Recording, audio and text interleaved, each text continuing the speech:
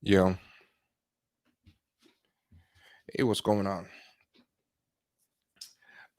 Last night we had an episode. We were talking about Chelsea Handler and some other stuff, and there was a clip I could not find.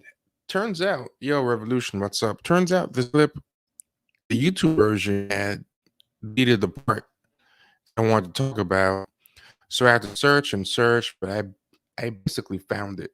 I eventually found it in I found it of all places in a Facebook post. Somebody put the video up on Facebook, so I was able to find it. Hey Jinx, how's it going? Yo, what's going on, Sly?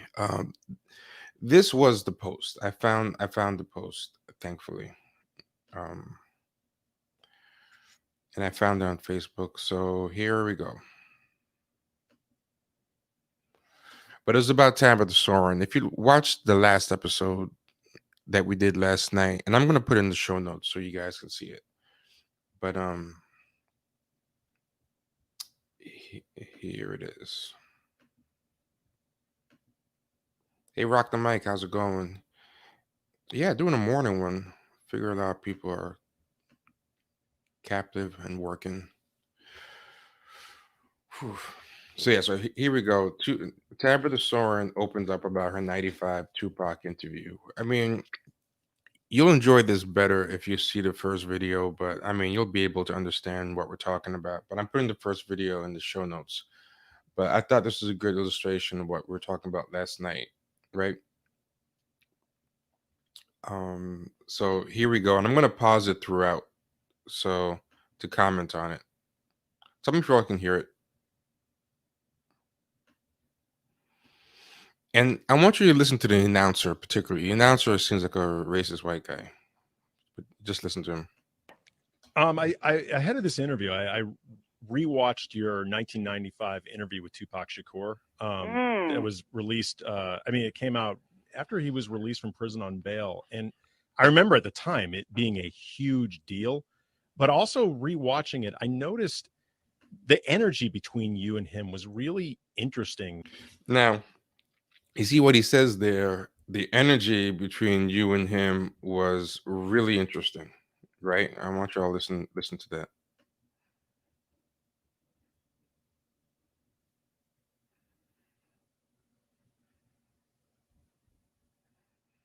Actually, hold on. There's an easier way. Hold on.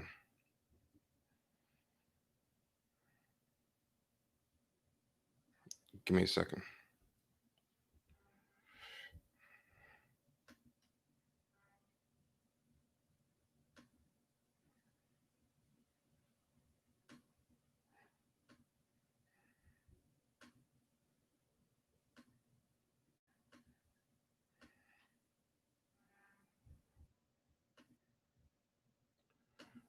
Okay, I just want to get the visual off. Okay, here we go. And alive, and I was wondering, how aware did he seem to you? But also rewatching it, I noticed the energy between you and him was really interesting. Now he's fishing, but he says interesting, to kind of set it up, right? Because what does interesting mean? And uh, keep watching. I mean, I'll say this: it was interesting, but not for the reason he's saying. I mean, it's interesting to him, but I think it's interesting to him for the same reason why interracial cuckold porn is like has been like the top 5 searched category of porn for years now, and for a while it was number one. I think it's interesting to him for a certain reason, and it's because of why he's projecting into there himself, right? But he seems pretty racist. And keep listening. And alive, and I was wondering, how aware did he seem to you of just his charisma and this aura that I Right. So, and this is something that was very similar with the Jennette McCurdy clip. I kept calling it by accident, Jenny McCarthy last night, but it just goes to show how kind of inconsequential she is in the long run. But something that is a constant theme in these things when Pete Holmes was interviewing Jennette McCurdy is that the guys seem as sexually fixated as the women, and that's a big thing with white supremacy. Like, there's a psychosexual aspect to very racist white guys. I notice racist white guys really sexually obsessed on black people, including black men. And I'm not like one of those people that says, "Oh, everybody homophobic, secretly gay, or everybody racist secretly wants to sleep with a black person." But I do think, in a lot of cases, there is a psychosexual fixation on black people that happens with white people, um, and that's why and that's why and that's why these interviewers always seem more geeked and lusty for the guys in question, even more than um I wish I had the screen up. I wasn't thinking, but um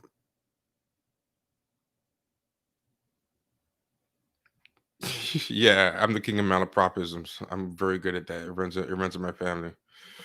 Are you talking about the Jennette McCurdy one, or did I do a new one just now? Because I do a lot of them. Uh, but yeah, but Jennette McCurdy, she's not important anyway. I mean, she might as well be Jenna McCarthy, and I mean that's kind of the point. Like, but how can I pull up this clip? Because I just thought of something. Actually, you know what? We'll get to that later. Let's focus on this instead. I think people were both fascinated and even repelled. Now listen to that. What does that mean? They were fascinated and repelled. Fascinated and even repelled by that charisma and just his overall against just aura. Now, who's repelled by his charisma? Like, that's some Birth of a Nation shit. Like, that's Birth of a Nation, Gus the Renegade shit. Like, that. I mean, he's talking about his relationship with interracial porn right there. Fascinated but repelled. Like, it disgusts him, but he has to keep looking. Like, what a weird thing to project on the average everyday person. That he thinks everyone thinks like that. That's a really weird thing. That's a really weird thing to say. Listen to that again. That I think people were both fascinated and even repelled by that charisma and just his overall against just aura. Yeah. Well, I was definitely aware of it at the time because I felt like he was flirting through the interview. He was. Yeah, and that's this kind of thing a lot of white women have where they think no black guy can resist them. And I'm like Tabitha Soren, and like I said before, it's the ones that are like really close to, on some levels, of being the ideal um white beauty standard, but something went wrong. So it's like they're not homely or out of the running enough that they don't feel like that jealousy or angst. It's like there's some people who they were so far off from being the physical ideal that they don't really have that type of insecurity and resentment to a certain point. They kind of just make peace with it. But there's people who, at some point probably thought they were all that. She's white, she's thin, she's of average height, she's got long hair, everything that society tells you, makes you pretty. And maybe in a small town or in her high school, whatever, she could have been hot stuff. But in Hollywood, MTV, around celebrities, I think you get really reminded of um that you're not really all that. How people always say, like, oh, uh Iowa 6 is like in Iowa, like 9 is like a New York 7, which is like a LA 5, things like that. And because it's always these kind of women that do this the most. You don't really see like a Madonna or someone. Oh, someone brought up another one.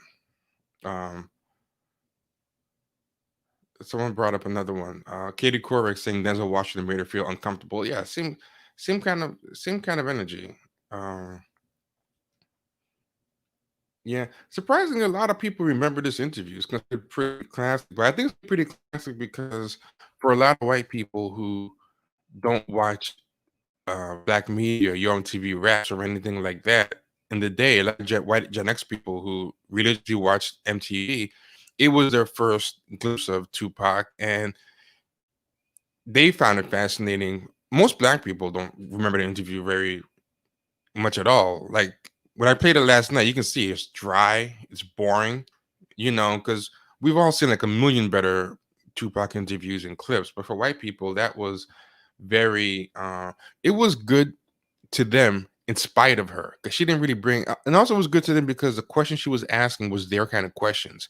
When I played it last night, and I didn't have it isolated to the specific parts, so I didn't want to play the whole video, but the parts I showed you can see she was asking about his mom's crack addiction and prison and women and black pathology. He kept trying to bring it back to other things, but it was a lot of titillating stuff and pathology and stuff. But yeah, I mean, get out of here. She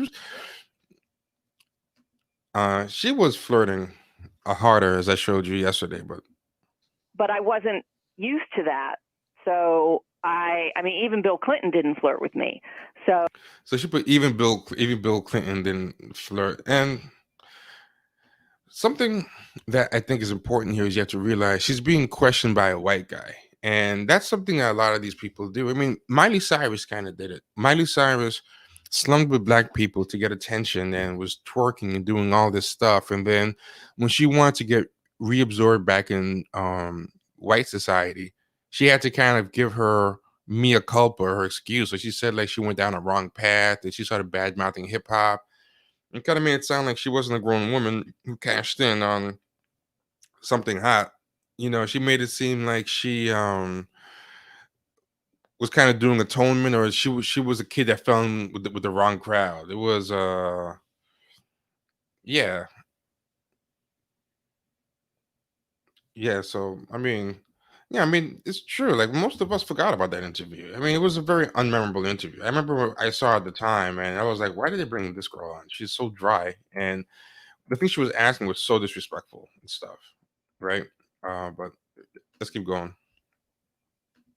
So I thought that was sort of unnerving. And then I realized, well, if I had just gotten out on bail from charges of sexually assaulting a woman, and now I'm sitting down with a woman for an interview, I might be extra special nice. So basically, she's saying that he came out of jail like thirsty, and she was like red meat that was thrown in front of him. Yeah. So yeah, she case for Bill Clinton. Like someone said, noted woman respecter, but says like Tupac was unnerving. She did not look unnerved at all. She was not scared. And then she goes on with all this stuff. And when you saw the clip yesterday, she kept. Is it something like girls do, like when they're crushing on you, like they're walking with you and they keep walking diagonally into you? She kept bumping her boob against his arm, and like looking at him googly eyed, and he was just looking straight ahead and whatever. But she was some Bill Clinton, the last exit on the road to whiteness before hooking up with a black dude.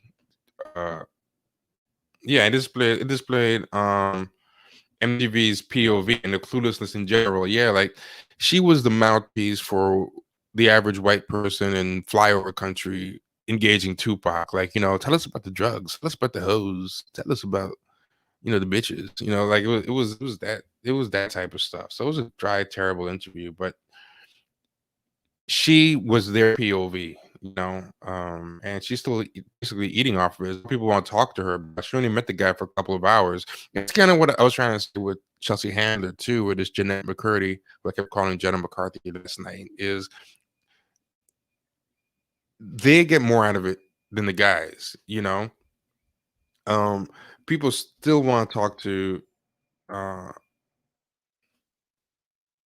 to Tabitha Soren about Tupac, which only about a couple of hours, and not really don't really care about the rest of her career that much. People still want to talk to people still want to talk to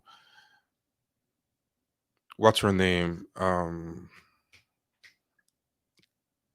Chelsea Handler about 50 Cent, and they like dated for like a couple of weeks or something, you know, and she's still going back to that well. She's going to every place that she can.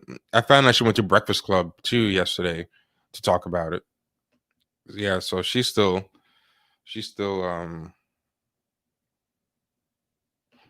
yep. He gets got on bail, and the first white woman like he saw, like as if um he hadn't seen things higher. I mean, it just came out a couple of years ago that Tupac dated Madonna, you know, so it's like I'm not saying Madonna is like my cup of tea, or I found her um particularly attractive, but she was at that time pretty high up in the food chain in white society. Like saying so much what I'm not saying so much what I feel about Madonna, but that in the culture at that time was pretty highly desired. So it's like the idea that he was dating Madonna after he got out, but this is this unattainable prize, Tabitha Soren, that he couldn't handle being around when he got out of jail. Like, get out of here. Um, but going on. But also, I think she's kind of putting this on because the white men are kind of calling her out. The white guy knows.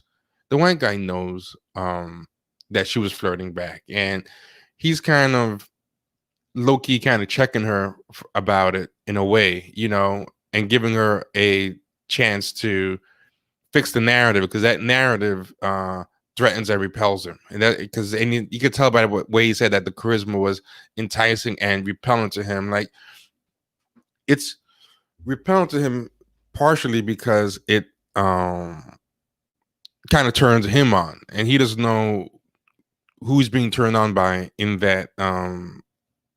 the triad between him as a viewer at home, her, and Tupac. He's not really sure which part of the triad is exciting his sexual energy, you know, and that's kind of disturbing him too. Because I think he was probably in his own way salivating a little bit on Tupac himself. And that's really what that cuckold porn obsession is about. Um, the white woman is a conduit for the black male fixated white man. What I mean by that is, um, there was this article, I think it was Toni Morrison that wrote it, or it was in a book that Toni Morrison edited, and that was the thing that I wish I had pulled up. It just came to my mind, but she said that the fixation there are three kind of things that happens to a racist when it comes to his fixation with interracial sex, and one is he has a dream of having sex with a white woman with a black man's penis. He has a dream of having sex with the black man, and I forgot what the third one is. But basically, the white woman is an acceptable buffer so that he can pretend he's enjoying. Um, he can enjoy the sexual fantasy about the black man through the white woman by blaming it on her and using her as kind of the buffer, but also because to him he's so fixated in the black man's virility. He imagines what it would be like if I could have sex with my woman with the power of the black man. So the black man is kind of his conduit for connecting with the white woman. Like, you know, he wants to um have sex with his woman or conquer his woman with the imagined virility that he imagines black men having, and he wants to also be in the white woman's place, being with the black man, and that's what's coming through in what he's talking about right there, and his attracted but repelled by his charisma. He's telling on himself in that one. I don't think he had a crush on me. I think he was just trying to be on his best behavior because he wanted to show that he could be nice to women because the charges imply otherwise. But I do feel like we kind of clicked at the same time. I mean, I had no expectation of that whatsoever. I didn't listen to hip hop. I didn't listen to rap. I knew of him. I certainly have listened to all of that for work, but it was not my go-to artist to put on my CD player, which is what a machine that used to play music. spinning shiny discs. I mean, it's so when people say that to me, I get a lot of reaction now to that interview, and that was a very long time ago. But I think that he was so smart and had so much to say in his lyrics, and actually has quite a few songs that present women in a very strong, powerful way, because I think his mother, despite her drug addictions from time to time, I think she was a very positive, powerful force. And he was full of ambition. Now, here's the problem. She starts getting on a nicer track, and then she has to reduce the mom again to drug addiction. So yeah, so that kind of annoyed me. Like, I mean, by her standards, she was being kind of nice. I mean, yeah, the click thing is exaggeration, but you know what? I'll give her credit for the click thing, because at least she is at least kind of admitting that there was a mutuality to it, even though I think even a mutuality is too strong. But yeah, let's keep going. So I think that he really thrived around other people who were young and ambitious too. You mentioned that hip hop wasn't your go-to music. So she says that she made him thrive. I guess she was they were kind of peers, like being around someone young as ambitious as her, like, helped him thrive, right? Whatever. I mean, it was, I think, an interesting time for a woman, particularly even a white woman, to be doing that interview, given the recent sexual assault conviction and just a time. Now, you see that he's telling on himself. He's projecting this stuff. He's thinking about Tupac, this hypersexual black male, and this white woman being thrown to the wolves. He's giving it this kind of interracial porn narrative to it that doesn't really have to be there, but to some degree, MTV probably knew it too. They probably put it there for that reason. Like, to be fair, that's how a lot of the media thinks. They know what white people like, these sexual hangups that white men have, and they probably put it there for that reason. Yeah, but going on. Before hip hop was mainstreamed in the way mainstream is defined for rap, which basically means white people listen to it.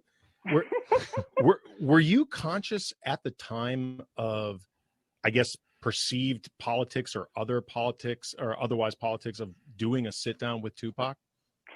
I felt like it was a good decision because he saw me as sort of the smart girl on MTV. Mm-hmm. Now, what was that question even about? Like, he's basically saying, like, if you think about it, the first half of the question is weirdly disconnected from the second. He just says, yeah, it was kind of weird, like a white woman, being put in front of this black man that just got out of jail for rape. And then he kind of throws in a little filler in there and then asks, so, what would you thought about the politics about that? And like, okay, what is he asking there? Is he saying that,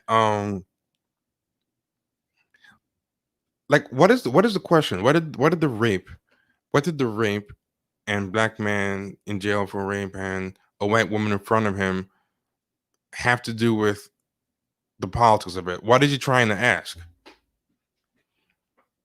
Like, it's a weird question, right? Like he's basically kind of trying to ask if she was put there as a sexual sacrifice or something. Like, and she doesn't even really answer it on that level. I think that I think that putting him with a woman was deliberate on MTV's part. And I also think... Notice she didn't say putting him with a white woman was deliberate on MTV's part. She said putting him with a woman. He was bringing up that she was a white woman. I think that they didn't want a fan sitting down with him. So even though I didn't know much about his music, I mean, I certainly knew about his music by the time I did the... Now, didn't want a fan. They didn't want somebody too sympathetic, because if they got a fan, they're not going to fixate on the titillating pathology questions that she asked. They're going to be more respectful. Like, they don't want someone... They're making it seem like they wanted extra objectivity, but to them, objectivity is the objective approach to a black man is to dehumanize him and see his pathologies. To them, that's the way to objectively appreciate. Like, for example, David Bowie. If David Bowie was going to be on, they would probably want the biggest David Bowie fan to interview, because they'd be like, okay, you need to know inside out. Our audience is going to want to know the deep cuts on Bowie, but they're like, okay, our audience, this guy is someone who's so charismatic and whatever that he's rising above the jigaboo circuit into the mainstream circuit, and there's got to be something weird about him. There's got to be something otherworldly charismatic about him, and we need to dissect it. So it's like, for him, they want a non-fan so that they won't get too caught up into the creativity and the humanity of it, you know, to get to the titillating circus sideshow aspect of this black guy who's penetrating white culture, you know. Whereas I don't think they would have wanted a total non-fan or a total neophyte to be interviewing their icons of the time. Interview, but I did it for work. I mean, just like I researched Bosnia before I went over there. You go back into World War I and see who was shot to kick off, the problems in Yugoslavia. You remind yourself, even though you learned that in history, you go back and you listen to it much more intensely. So I did all that with Tupac, and I also had copies of his new record. Although, the idea of sitting there in the studio with him and listening to it on camera, I couldn't think of anything more undesirable. It's like, yeah, that's what am I going to do while I'm listening to this music? Bop my head up and down, snap my fingers, like pull out a dance move. Like, it was so awkward. Plus, everyone around us was smoking tons of pot, and they all had guns on them. So I was not comfortable at all. But I had to pretend like, yep, no big deal. Let's see if I can squeeze in a few more questions. Right, but it's an interesting thing to be around somebody who is personally charming and also, having accused of, I guess, was he convicted? He was convicted of sexual assault, bad things. I mean, yeah, no, totally bad. Now, the interviewer, I don't think got enough grief because he's even less known than her. But it's like he's trying to steer things back into interracial porn gangbang scenario. Like, he's talking about. They're talking about the people around with the guns and the weed, and he's trying to say it's gotta be. First he asked about needing to put a white girl on purpose in front of the rapey black guy, and then he comes back to talk about it's gotta. He's kind of. I think he's trying to ask if she was turned on, by having him over there, and if she was having the same fantasy that the interviewer, was having about him, because I think this guy, he wanted a sex tape. He wants a sex tape to exist. He wants to see this thing, and I think he wants to see it more to see Tupac than to see her. She could be any white girl. That Tupac is in his mind like defiling. It's but let's keep all those black men, all those guns and the testosterone. Yeah. Bad things. Yeah. I mean, he probably wouldn't be dead if he didn't have his finger in so many bad things. So, but he had crime and, difficult hurdles to get over since he was born. Right. That was just his fate in life. I wished that he had so much to offer. It would have been so wonderful if he had extrapolated himself from that culture and gotten out of this East-West rivalry thing and separated himself from Suge Knight. I mean, there were 1,000 ways that he could have changed the course of his life, but culture did not encourage that, and certainly the music industry didn't. Yes, she's an expert. We were basically patted down and not strip searched, but just as almost very close to it going into, it was Bad Boy Records, right? Suge Knight owned Death Row. She doesn't even know if Suge Knight is Bad Boy at Death Row. Whatever record company it was. I mean, everyone was armed to the teeth, and they wanted to make sure that we were not going to start any trouble in this. Right. So, I mean, the closest situation I had to that in terms of being inspected and all my equipment and what I was carrying in my purse. But that shows also how what they really wanted. That shows also what they really wanted him for was not really about the music or art, because in any other scenario, that would be incompetence. Can you imagine she was talking about her famous interview with David Bowie and she didn't even know the Bowie genre of music or whatever? That she would be trying to show you that she was the best person to be there because she knows so much about the scene, right? For her, she's almost using her ignorance as a source of pride. I wouldn't be surprised if she did that on purpose and got it wrong to kind of show, well, it wasn't really that serious to me. It was beneath me. Yeah, some Heart of Darkness type adventure. But yeah, I can't believe she doesn't even know what label he's on. And whatever was interviewing Arafat. So, it was like, whoa, but this guy isn't a world leader and he's not trying to find peace in Israel, and he's not associated with a terrorist organization. And so I don't know. I think that the world would have been better off and music industry would have been better off if Tupac had stuck around, but it wasn't to be the case. Yeah, so that kind of reminded me. But I think it's very interesting. There's always white guys across from these people. It's always titillated white guys, like Jimmy Fallon. The way Jimmy Fallon's face lit up across from Chelsea. And the way that Pete Holmes was very stuck on Andre Drummond, and that energy and the way the interview was. That energy, I think, is something that should really be looked at. Those guys, their energy is very, very interesting. And I'm going to show you one scene where it's the most arguable scene where you can say that he was flirting with her, right? And I'm going to contextualize it.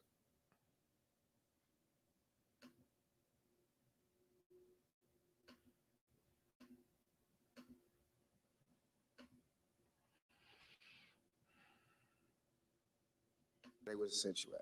Did you have any interesting people in jail with you? Any famous other cases? Oh yeah, one of them was that New York case, the youth parking case. Remember?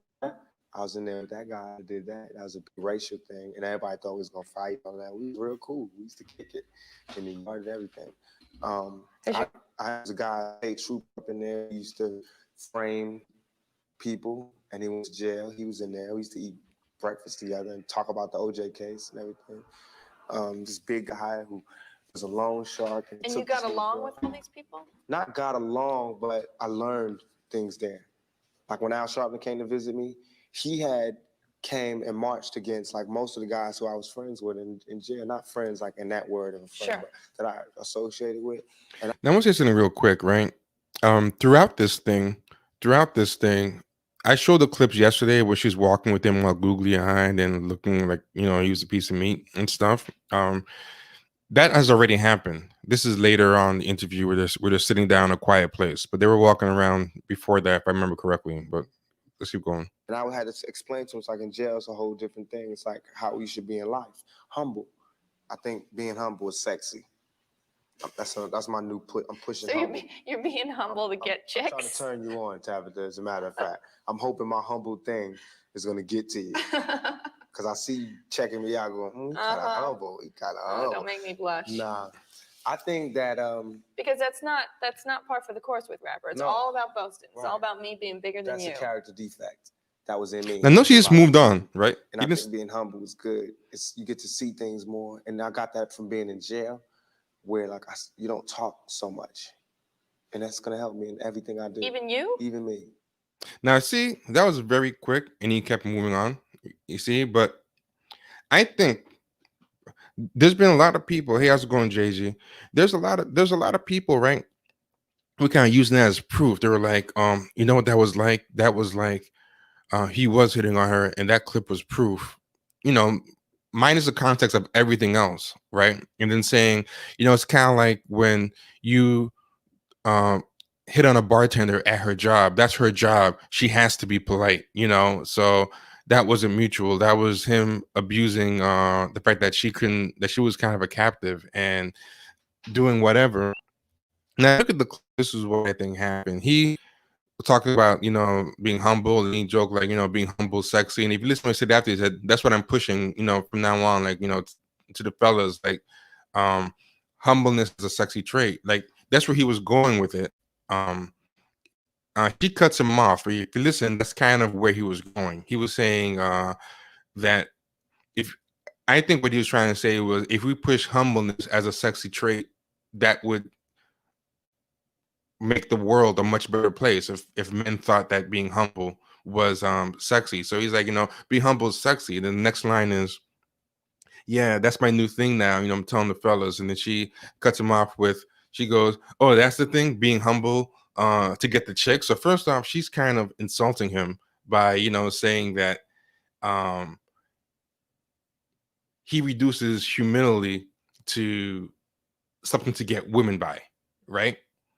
Then the second thing is she's kind of implying that he's laying on the humble thing to get her. So she's like, oh, you know, is that for little old me trying to show me?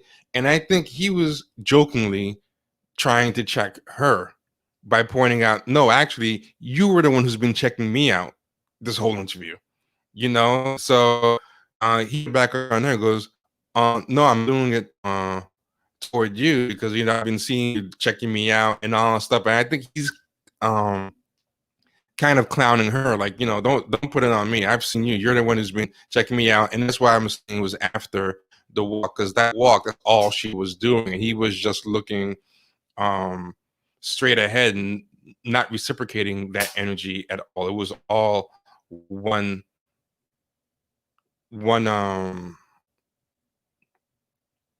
way, that thing. Yeah, so he says be humble, and she hears, get any girl with this one amazing trick, and particularly get this girl. By any girl, she means herself. So look at it again in light of what I said. I thought we was gonna fight and all that. We was real cool.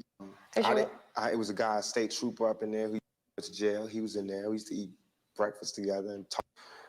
This big guy who a loan shark, and you got along with all these people? Not got along, but I learned things there. Like when Al Sharpton came to visit me, he came and marched against like most of the guys who I was friends with in jail. Not friends like in that word of a friend, but that I associated with. And I had to explain to him, it's like in jail, it's a whole different thing. It's like how we should be in life. Humble.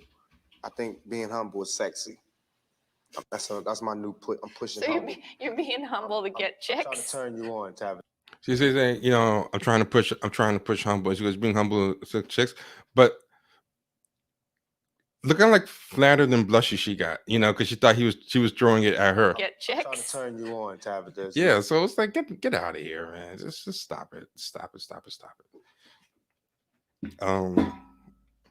Yeah, but what happened after that? People brought up another one to me that I didn't even know about, and it involved an MTV VJ as well. There's the MTV VJ involved as well. And this one I didn't know about, but it was someone I brought up yesterday, Kennedy, and that's the last one I want to talk about. But people brought up something that happened with the woman Kennedy. She was also a VJ at MTV, and I think she was marginally more attractive than. I think it's safe to say she was more attractive than Tabitha Soren, but not like. Oh, I don't think actually. I think either of them were particularly um mind blowing. But hold on. Let me see if I could find it. I should have had the thing ready, but uh, this was an impromptu show, so bear with me. Gotta find this. Gotta find this clip.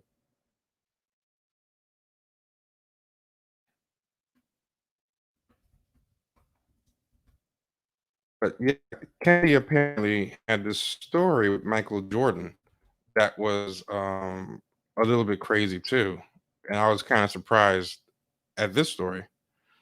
Um, Damn it, I thought I had it ready. But do y'all know the Michael Jordan story that she has? Yeah, okay, I found it. Here we go.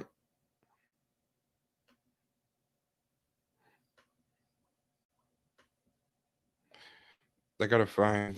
Okay. The one thing different about this one is that she's with a black guy and not a white guy.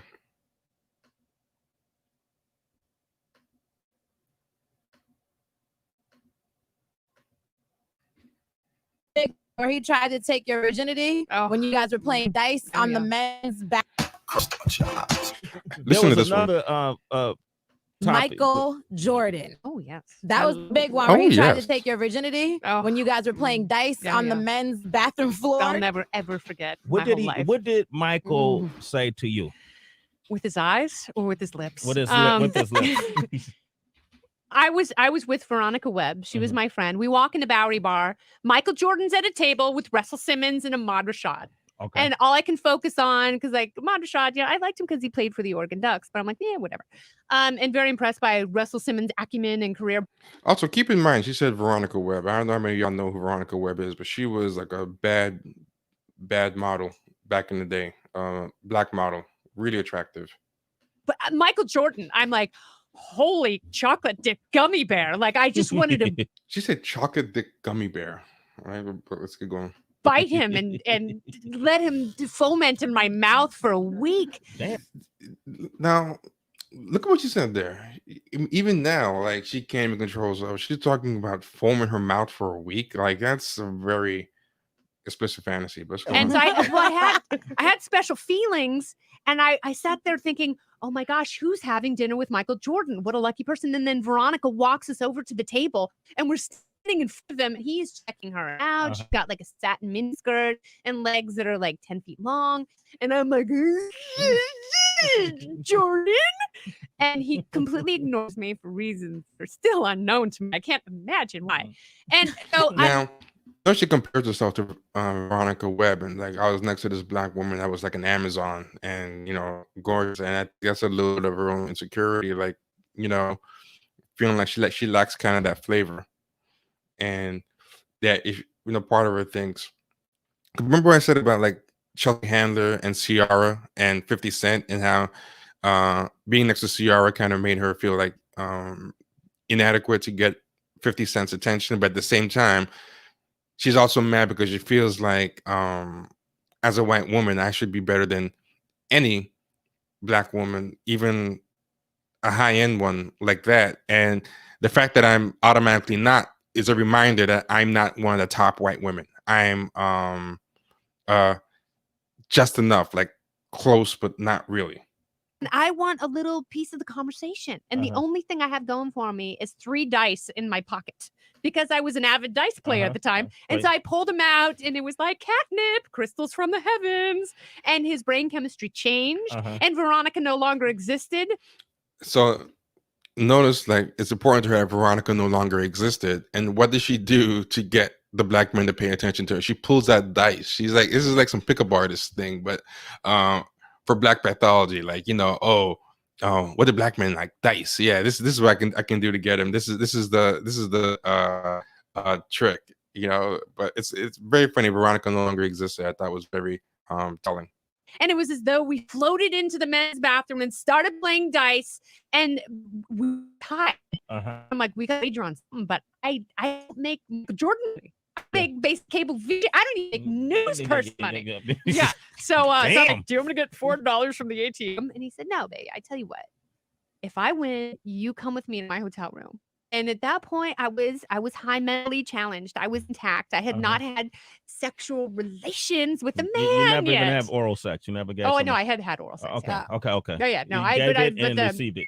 Okay, yeah, right, but cool, but it was there was no still I still had a good goalie down there, and I was like, okay, well, what happens if I win? He said, I'll give you tickets to the Nets game. And I said, I want tickets to the Knicks. He's like, oh, baby, I'm married. I can't give you tickets to the Knicks. My wife will know I gave them to you. I'm like, oh, I can go with you to your hotel room, but you can't give me Knicks tickets. Sure. Anyhow, we kept playing it, and this image was going through my head, like, what is going to happen if I go to Michael Jordan's hotel room? Because he's not going to stop it sing. And then I was like, and I'm gonna have to develop a game plan here. And so, I mean, she pretty much admits that she'd be okay, going to the hotel room, whatever. But so I go through this image of him, like, me telling him, like, no, really, I've never done it, and him saying, oh yeah, sure, the old virgin story, right? And then trying and not getting through, and looking for lube and not having any. And so I pictured him finding chapstick and rubbing it on his palms and using that as some sort of, a de facto lubricant, and essentially being eviscerated and having my innards fall out of my body, and him being. So basically, she's doing some kind of weird Mandingo thing where she's summoning this image that he's going to shred her apart with his big black privates.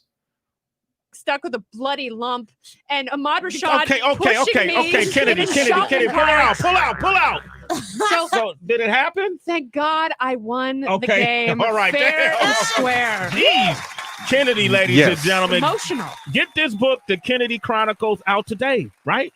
Yes, it's out today. Yo, thank you for sharing these stories. Oh, it's so nice to meet you and look into your eyes. Pleasure's mine. Thank you, mine. And tomorrow tomorrow's the book. Yeah, but that was a really weirdly explicit. I mean, she didn't make it sound as bad as she did in some other ones, but some other ones she kind of made it seem like he was almost like predatorily scheming on her virginity and stuff. And yeah, I mean, that's still that same.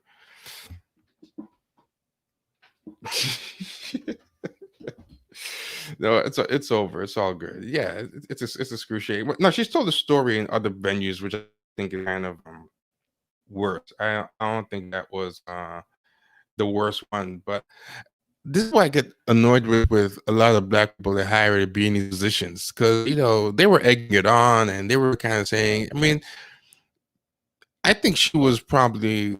And just like that woman with Michael Che last night, when the true story came out, it was so different. I am convinced that story was very, very, very different than what she said happened. Very different. Without a doubt in my mind. Yeah, ironically enough, there's not a lot of Tiger Woods story I know like that. Yeah, but yeah, so who knows why it didn't happen, but I'm very doubtful that it was because of her putting the brakes or whatever. Or if she did put the brakes, it wasn't. I mean, whatever. But in different places, she's told that story so many times, and it's obviously like a highlight of her life. It's probably, again, something that people like to talk to her about. How many people talk about Kennedy? I mean, Kennedy is like on Fox News. She's a right-wing libertarian now and all that stuff. And yeah, I think she's more known for that than anything else. And just like people just want to talk to Chelsea Handler about get some titillating 50-cent sex stories out, which is why Chelsea Handler knows what people want. That's why she had to throw in to anyone who listen. And I offered them some of the white hoo-ha, by the way, we all know Negroes can't resist that. It's the same thing. Yeah. So those are some extra examples, and I just wanted to revisit the Tabitha Soren thing because I actually had the clip now. I found the clip, and yeah, that's basically that. So yeah, thanks for joining us. Don't forget to subscribe to. Don't forget to like, comment, share. Definitely share. Give this to all your friends. Let them know about Champagne Sharks, and get people to follow. We should have more followers. Our follower count has slowed down, so definitely tell your friends to follow and subscribe, the bell icon, all that stuff. Become a patron, patreon.com/champagne sharks. Also, don't be shy about hitting the super chat.